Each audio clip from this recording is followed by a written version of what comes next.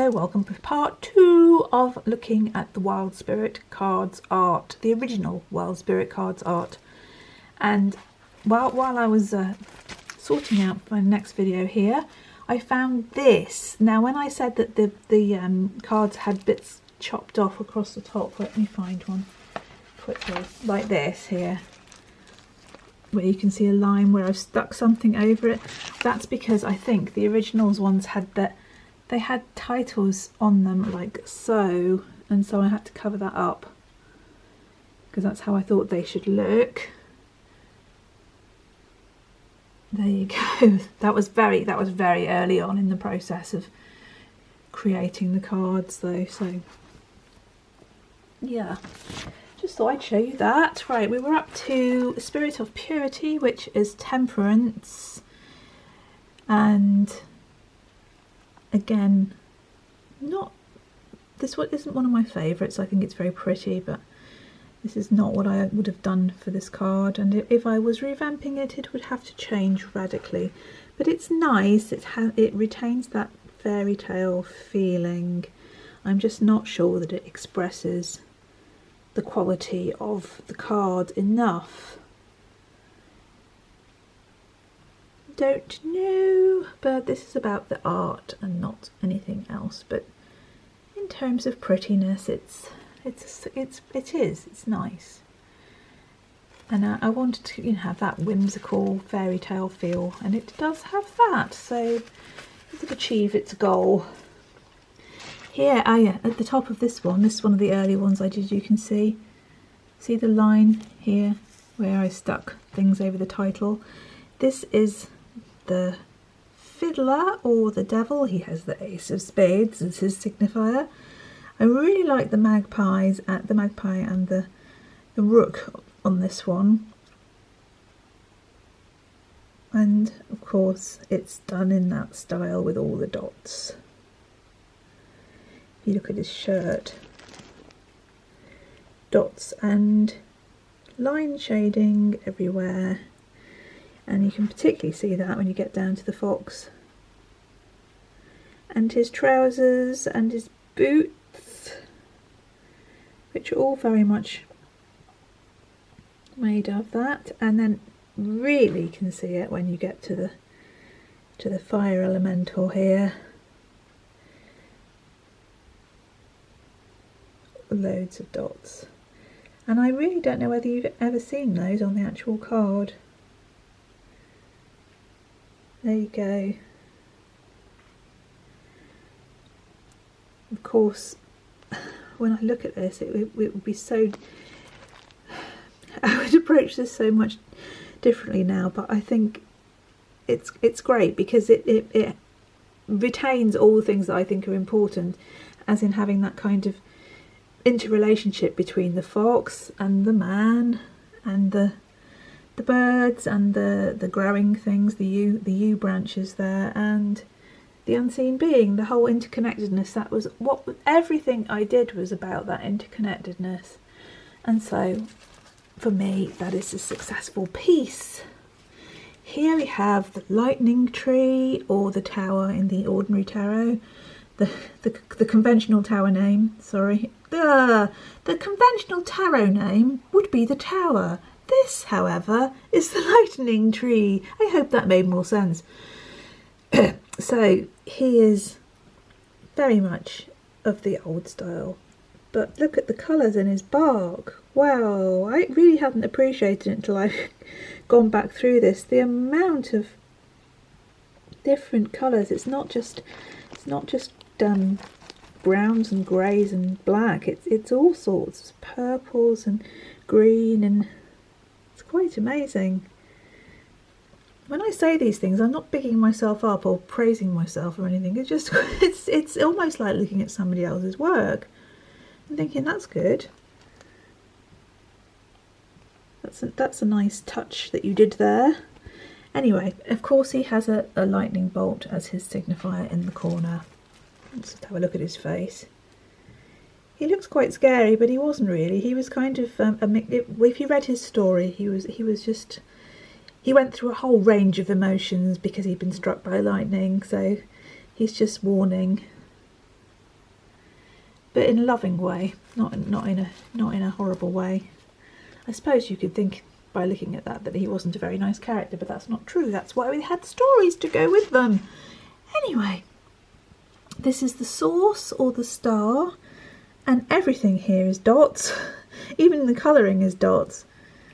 Dots and many lines. I think this would not have been one of the ones that got sent away because it's obviously had a problem and I've stuck something over the top of it. But as I'm being honest and sharing with you, I am showing you that. So this would have had to have been done again. And it's very much the same thing, the style of the dots and the lines.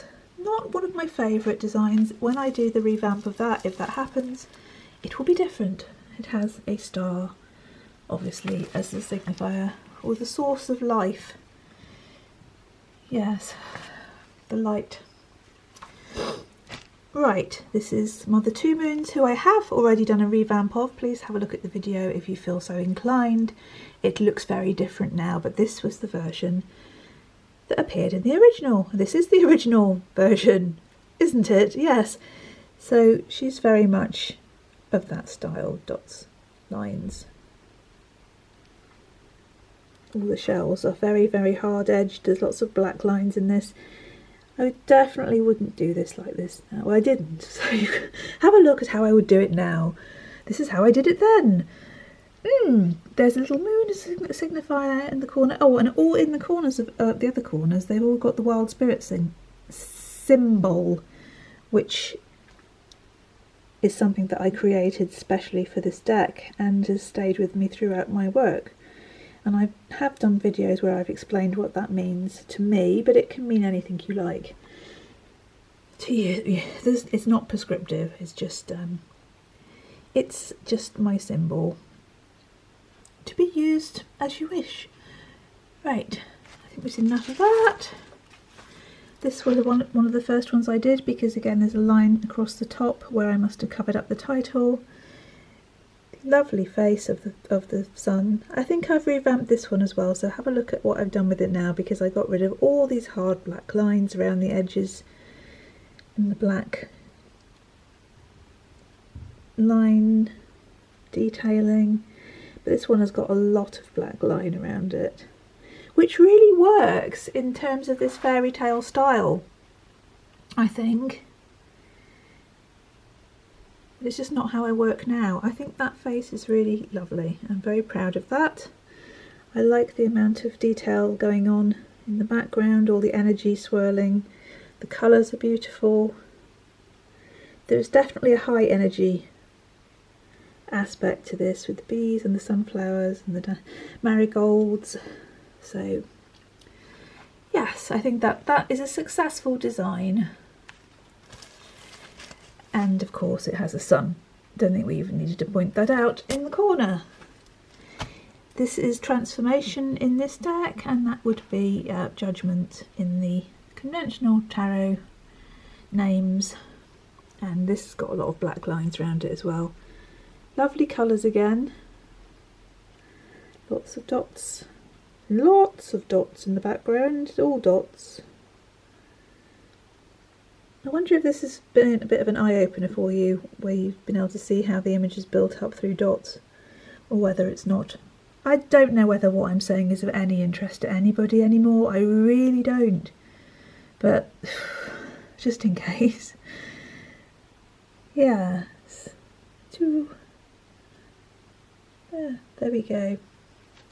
Can't say a lot more about that one. And finally, for the majors, we have one that I have revamped, which is the world, but in this deck it is Reaper or Wild Harvest. And this is incredibly graphic. Loads of black line. Lots of dots. High energy, fizzing, everything. The flowers especially are, it's all very dot shaded, black lines. And if you get down to the fruit basket, you can see that, how they were all made of tiny, tiny, tiny, tiny dots. Can you? There we go. And tiny lines. Anyway, I don't think it really wants to focus on that. Just try one more time. Because I can't stay perfectly still, I think. So maybe we should leave it. There we go, it's coming into focus. But you get the gist anyway, and that's got a little ear of corn as the signifier. So that was the majors of the original. There are probably some missing there, I didn't count, but there are cards missing, hence why I'd have to do the whole thing again. Right, let's look at some minors, because we're already on 10 minutes again. Okay, Spirit of Earth had a green border, a little green quarter in there. Just quickly, got Jack in the green. Come on, there you go. These are smaller. For some reason I did these half size than the majors. So they're even smaller and even tighter with the dot shading and everything else. I'm sorry I'm not showing you the whole card. I'm just making an assumption that you know what the whole card looks like, because this is more about looking at the things you would miss on a tiny card. All the colours in the rocks there. It's lovely. If I say so myself, which I just did. I think you can forgive me. You know that I'm not big-headed about anything at all. It's just sometimes things surprise me. I think, oh, that was good. So well done. So that was him. I think this is tools of the. They will all have the green. Not all of them have got the green border on them still, but this is how they would look with the green borders on them. These.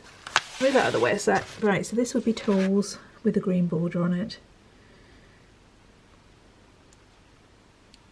Very, very tight dot shading, and on the watering can there, loads of dots. There we go, it's a nice card. And I think this is the garden, but I'm not entirely sure. Again, lots of very black lines around everything. I don't think this is the original one somehow. It seems to be very faded, or maybe it is and it has become very faded. Don't know, but it doesn't have the vibrancy of, say, this one, which is. I was always very happy with this face looking through. Built up of dots, as you can see, the blackbird, all the leaves and the babies. Yeah, a nice design. I'm going to move that one over there. I'm going to have to make another video because there is a third layer to this. I'm just going to whiz through some of these quickly. This will be Womb. This was Stony Littleton Longbarrow. I copied it for this card. Very important place to me it was at the time. And I think this must be Seed. Not so much dot shading in these. I will explain to you now. Some of these cards are transitional because it took me such a long time to create this deck. You've seen all the early ones and how the dot shading is used, and most of the deck is like that. But gradually my style went into a transitional period, and this is one of the cards that is part of that, because there's a lot less dot shading and much more colour being used to show the shading. So it's a kind of a step between the Wild Spirit work and the future Everyday Enchantment work, and I couldn't really do a lot about it. It was just that my style was changing and I wasn't even really that aware that it was happening. This is another transitional one where there's a lot more colour than the bark of that tree there used, rather than line and dot to denote the shading. But there is still line being used. If you look down the bottom you can see the line, the black lines there, but they're not so heavy. So there are some cards in this deck that aren't quite consistent in terms of style with the others, and I regret that, but it's just something that happened because it took me so long Now this is one of the ones that are, you can see now the difference. This is a very much in the old style with the heavy lines and lots of shading and so forth, but it's got a lot more black lines around it. So I'd say that was more of the original style, but it's starting to move into the new style. So it doesn't look too different. I mean, you can see on his shoes that it's in the old style. So it was just something that just started to happen. It wasn't a conscious thing. You know, this one, this has gone to ground. I love this. This is my very, very favourite card because I think it just came out so well. This one, you can see, is built up off lines, but the lines are getting less and it's getting more colour. Even though the snail has got some lines, its body is made up of colour rather than dots, and so the transition was happening in quite a few of these cards, although it wasn't glaringly obvious. This one has gone back to the old style with the dots. I'm hoping that this, by talking about this, is not going to put you off the deck and you're going to think, well, it's not consistent, some of them aren't quite the same as the other illustrations. I'm just being honest with you. It was just a process that happened that I wasn't even consciously aware of, that I was moving away from how I'd started. So, but most of the deck looks like this, with the dots and the lines and the kind of more heavy fairy, not heavy, but the more graphic fairy tale style. And then these two are kind of transitional. So they don't look drastically different because there are still lines and dots, but you can tell there's a lot more colour being used and a lot less heavy edging. So that's Spring from the water suit, and that's Pollution. But you can see in places it's kind of got the lines, and then in other places it hasn't. Like this figure over here has got a lot more colour used to denote the shading. So it was quite subtle, the transition, and definitely not intentional. It was just, if you're working on something over a period of years, things do change. As in this one is also transitional. This is the mermaid from the water suit, and she is she has still got some amount of dot shading, but there's also a softer, it's softer and there's more colour being used to denote things. I think you can probably get what I'm talking about now. So it's kind of a mix of the two. Some cards are very much of the old style, some cards are very much a blend of the two. I don't know whether you've ever noticed in the mirror, it's so small, and the card, there is a sleeping person that she's focusing on, which is us. It's meant to be us. She's reflecting us in her mirror. We're sleeping, and she's affecting our dreams. So yes, she was a blend. Right, I'm running out of time again. This is crazy. Let's look at, right, this was a reject. This was a water card. They rejected this one. Very much of the old style with the black edging and the dotting, but this one never made it to the deck. And it's rather pretty, but there you go. You never saw that one in there. It was a card we'll come to probably in the third video now, 'cause it's going to run out of time. Lordy, lordy. And this is another one that got rejected because I had too many men with dark hair and beards, apparently. So he had to go. And when I redid it, though he's in the old style with the black lines and the shading and everything, when I redid him, he came out in the new style. He's old man now with grey hair and a scarf, and doesn't look like the same man. But you see, he's now much more in the new style without the black lines and the shading. He's the colour. So this has gone quite far towards the new style of the Everyday Enchantment deck, but it's still in the Wild Spirit deck. There you go.